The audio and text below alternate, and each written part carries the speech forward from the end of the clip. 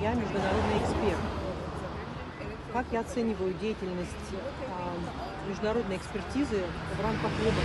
Я считаю, что это очень важный процесс, потому что люди, когда они видят, что кто-то извне наблюдает за ходом выборов, они больше доверяют этому процессу, а это очень важно.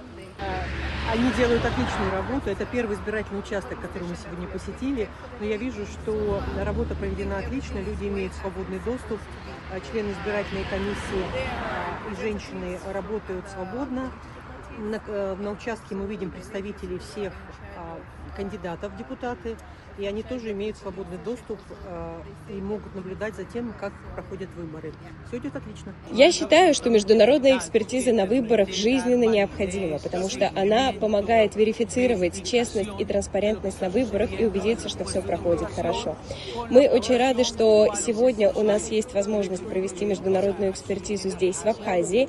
Вчера мы присутствовали на конференции, где члены Центральной избирательной комиссии рассказывали нам о том, как работает законодательство, которое касается местных выборов в Абхазии. И сегодня у нас есть возможность со всеми этими знаниями также посмотреть на то, как голосуют люди на этих выборах. Я очень рада видеть, что работа организована действительно отлично.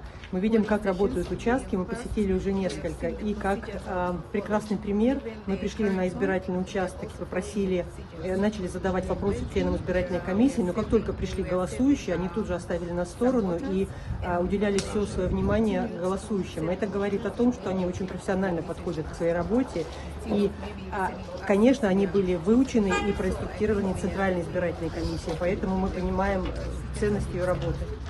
Ну, во-первых, я хочу сказать, что все эксперты на самом деле высокого уровня, профессионалы с большим опытом. А сам факт их присутствия здесь во время выборов, да, и проведения мероприятий, это показывает, что Абхазия открыта, является частью системы международных отношений.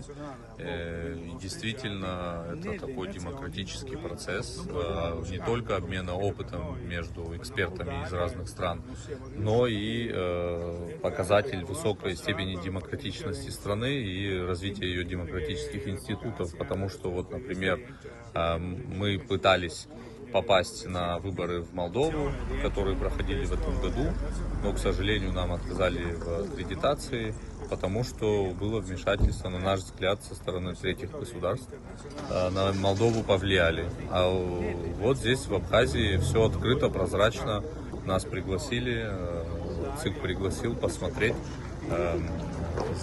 затем поучаствовать в конференции, посмотреть за тем, что муниципальные выборы проходят на таком же высоком уровне, как и президентские.